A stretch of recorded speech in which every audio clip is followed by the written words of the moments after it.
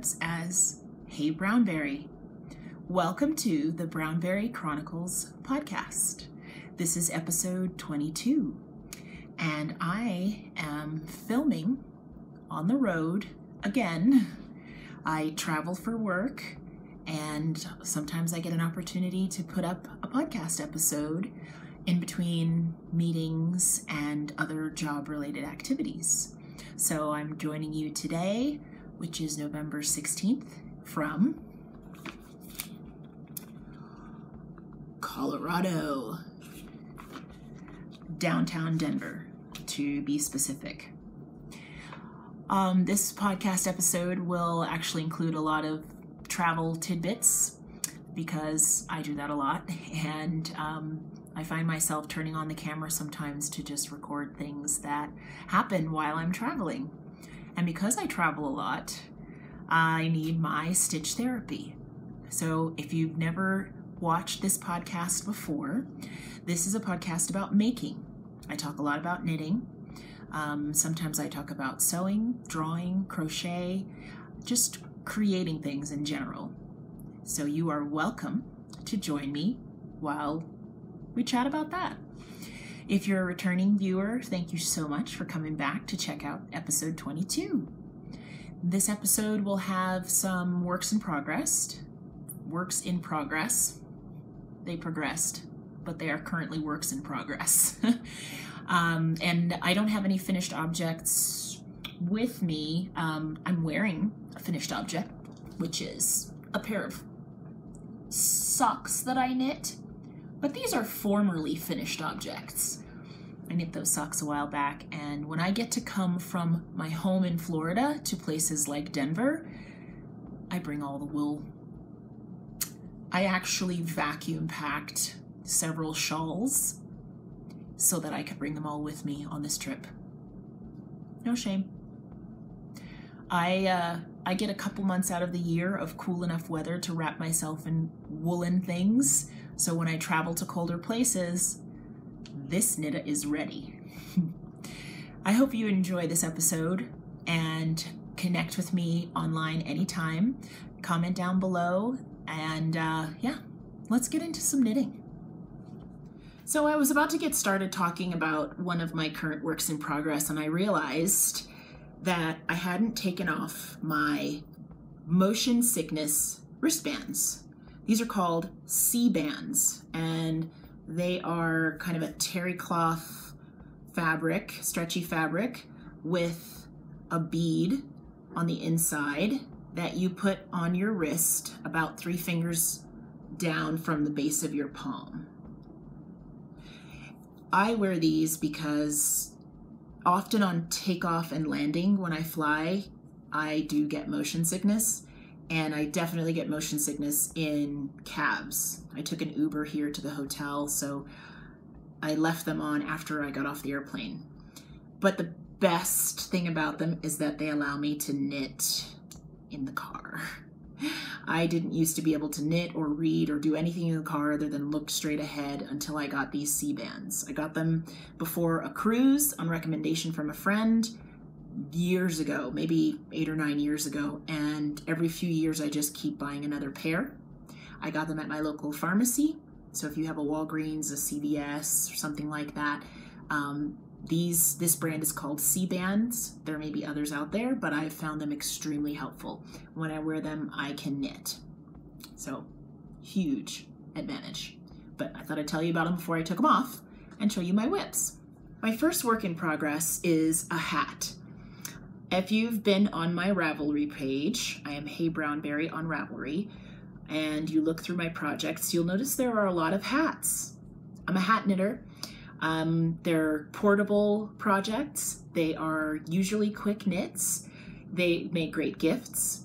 And I'm a fan of a particular hat designer who is Woolly Wormhead. There are so many options for types of hats that you never have to knit the same hat twice. I like Woolly Wormhead patterns because she is what we call the hat architect. So I get to try a lot of different cast-ons, knitting methods, patterns, She's actually having a mystery knit along right now. The pattern will be revealed by the end of this month, November 2016. So if you're out on Ravelry, I encourage you to find the Woolly Wormheads hat group. But I mention her because since I've knit many of her patterns, I tend to be braver when it comes to casting on hats without a specific pattern. I've learned, like I said, different methods of casting on and stitch patterns and sizing. And so often I will just bring a skein or a ball of yarn with me and the appropriate size needles, and I figure out the pattern later. And that's what happened with this particular hat that I'm working on. I'm calling it the Christmas candy hat.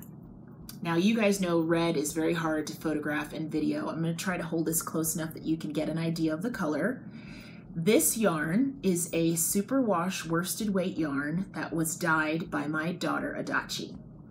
She called this yarn colorway Christmas candy. I think you can see why.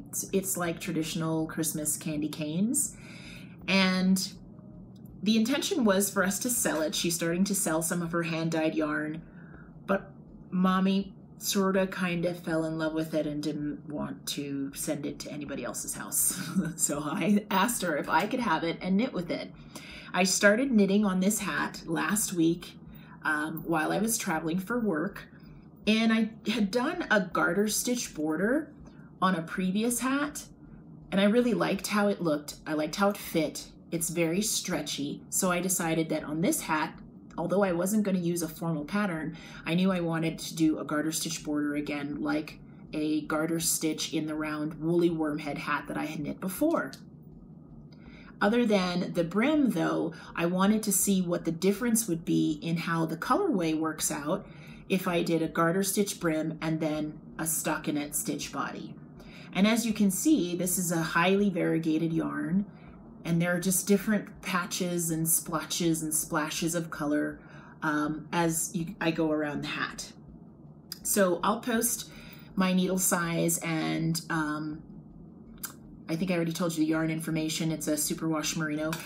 It's an undyed yarn base that we use for dyeing, and it's a travel knit for me. I often bring smaller projects with me because I know that in between work activities, I'm usually in my hotel room, and I like something that's simple where I don't necessarily need a printed pattern or a pattern to reference on my phone, and this fits the bill. I cast on 96 stitches. I knit garter stitch. I joined and knit garter stitch in the round, which is knit 1 row, purl 1 row, and then I knit a few rows plain stockinette, so knit every round. And after a few rows, I did some increases. I started kind of staggering increases. I went from 96 stitches to 100 to 110 to 120. After a few rows, I measured my gauge, so I knew what size I would get out of 120 stitches, which happens to be about 22 inches around. I got a lot of hair. My head is about 23 inches around, but I know that with blocking and with some ease, 22 stitches is about the right size. I'm very likely going to knit this very long because I want it to be more of a slouchy style hat and because I don't like leftovers. If you've watched my podcast before or you've seen me on Instagram post about leftovers, you'll know that I say no to scraps whenever possible. It would give me great joy to knit this entire ball of yarn in this hat and have nothing left over. That doesn't always happen, but I am going to try to get as close as possible by knitting several inches on this hat. I may even go to about 10 or 11 inches total or more. And because I have a lot of hair, I know that I'll need room anyway around the circumference, and who knows, maybe I'll even be able to put my dreadlocks inside it. You never know. But right now I'm at the very easy part of the knitting, which is just knitting around and around on this small 16-inch circular needle. The last thing I wanted to share about this particular project is the stitch marker that I am using. I think you guys can see this little owl. I'm going to try to hold him still. There we go. This little owl stitch marker was sent to me by Shamika, who has an Etsy shop called Mika Mika. She's also on Instagram as Mika Mika. I'll put that information here as well. And she sent me a snowy owl sparkly stitch mark, or progress keeper, with several of these stitch markers that are in different colors. They're all owls, but they're different colors. My daughters and I are obsessed with them. My daughter just texted me this morning actually to say, I need a project to cast on so that I can use my owl stitch marker. And I wrote her back that that's a really good problem to have when you're a knitter. So thank you, Shamika. We love them. I use that to mark the beginning of my round on this hat. So yeah, this is one of my whips that should be finished within the next week or so. If not during this trip, it just depends how much time I get to knit on it.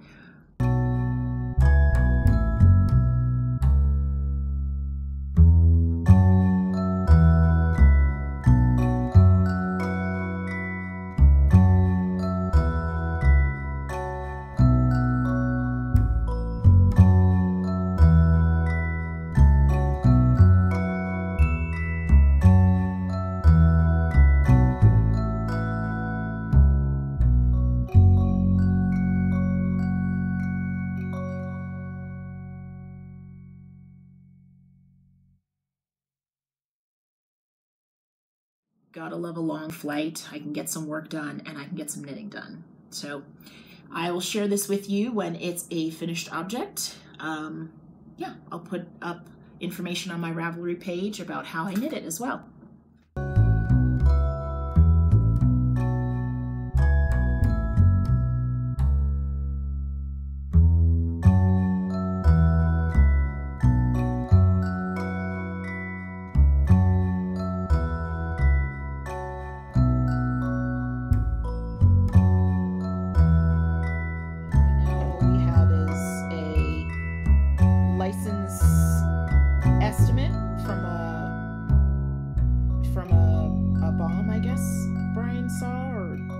Together, but he said that you guys are still, the customer's still in the deciding process. Okay, so while I'm podcasting, there is a gentleman dangling from the side of the building who is cleaning the windows.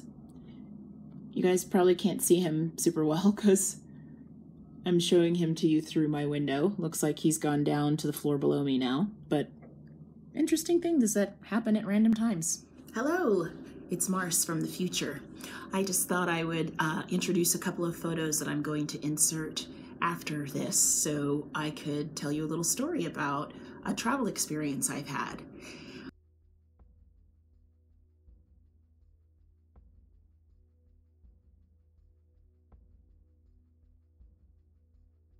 I was in the airport on my way for the trip that you've been watching so far, and I spotted a knitter.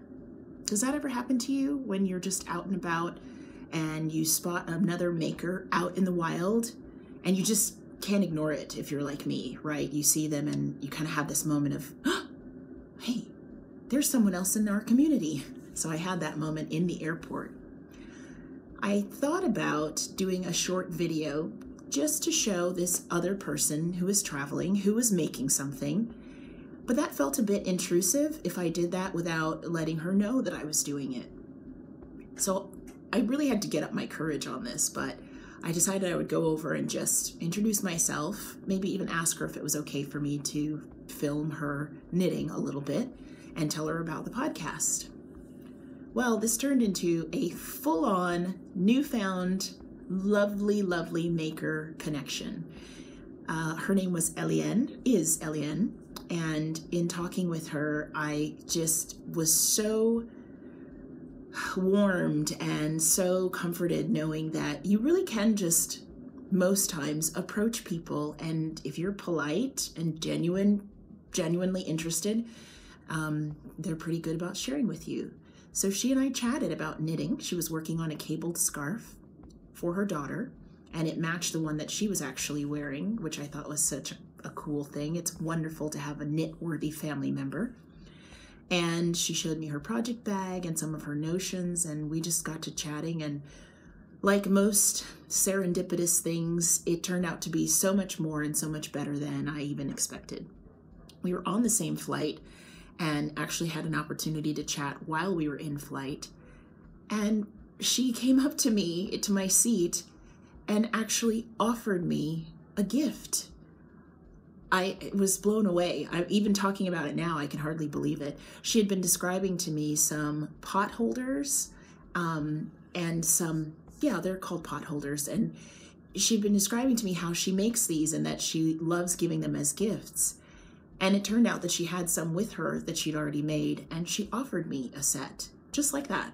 She came up to me with 2 different colors and asked which color I liked best. And I love the blue one. They're very interesting in their construction. I may even go look up the pattern that she described. And she gifted it to me. So you'll see a picture of that as well.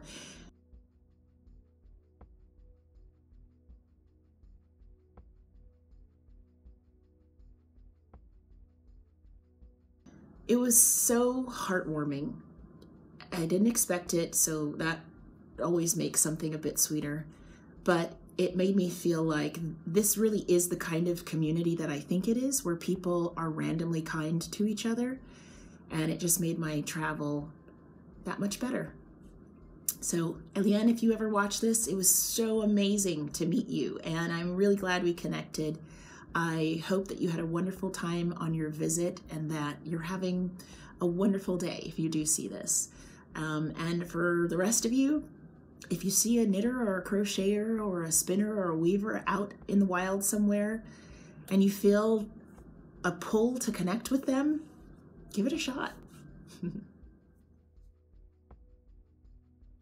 Hi guys, Mars from the future here again. Just wanted to quickly introduce what you're going to see next in the podcast, which is some short clips from the rest of my visit in Denver, which was the highlight for me. I was just so grateful to be able to meet in person a couple of people that I feel like are instant friends. Sara of the Knitting Type podcast and Bowen, who is Gardener by Night on Instagram. We made arrangements before my trip to get together and have a miniature yarn crawl and a night out together. And all the plans came together beautifully. We were able to visit not 1, but 2 yarn shops. I went down the fabric rabbit hole so that I can do more sewing, and just generally had an amazing time with 2 amazing women. So I hope you enjoy taking a little time to see how our visit was. And yeah, I'll see you on the other side.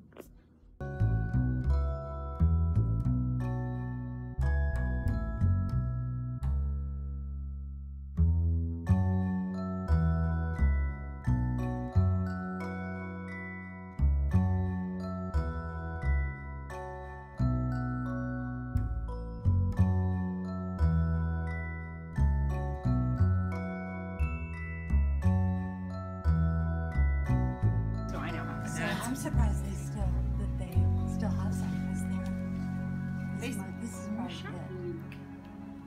They sell them at the Loopy U too. Yeah. They have a lot, but she ran out. Huh. When you're trying to figure out if colors combine. And you can tell immediately whether I have seen this a billion times. It's gorgeous. And to do something unusual, you do the dark color at the top and the light color at the bottom. And that's a great way to see if they go together. But it's cool.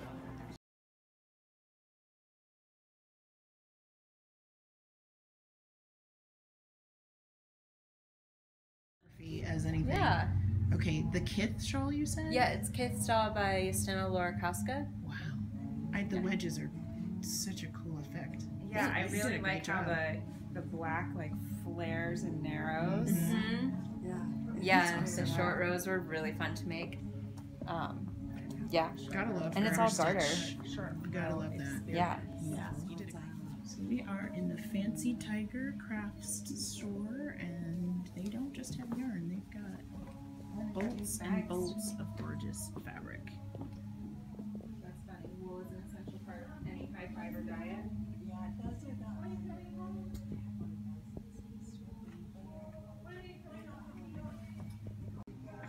My new fabric being cut. Oh, really? I'm gonna take a picture and put it on my Christmas list. My Batman handy. Okay, so Marcy's making her big purchases. I didn't get 5 feet into the store before I know. before I had a I pile. know. So I am unable to cut a fat quarter from either of those. Okay. For the solids, we only do the Kona solid cottons. So what can you cut from this? I can cut you, the smallest cut is a 1/4 yard. I could also cut you a 1/2 yard, which will then give you 2 fat quarters essentially. Okay, I would like that for this. This that's not mine. This was the other one that I had cut over. Oh, okay, so just this one. Yeah. All right, let's see I what almost you bought got somebody there. else's fabric. We gotta get out of here. Right? Oh my gosh, I have a huge The fumes. pile over there. I had to put it down. This is the best souvenir. Because then I get to make something and remember. Gardener by Night. Yep. I'm a good Sarah says to me, gardener. I'm not "Oh, really you good can make a at skirt out of that or a top," and I'm like, "No, I can't. Oh, turns out I'm following you. I can't sew clothes." Cool. Is that everything for you?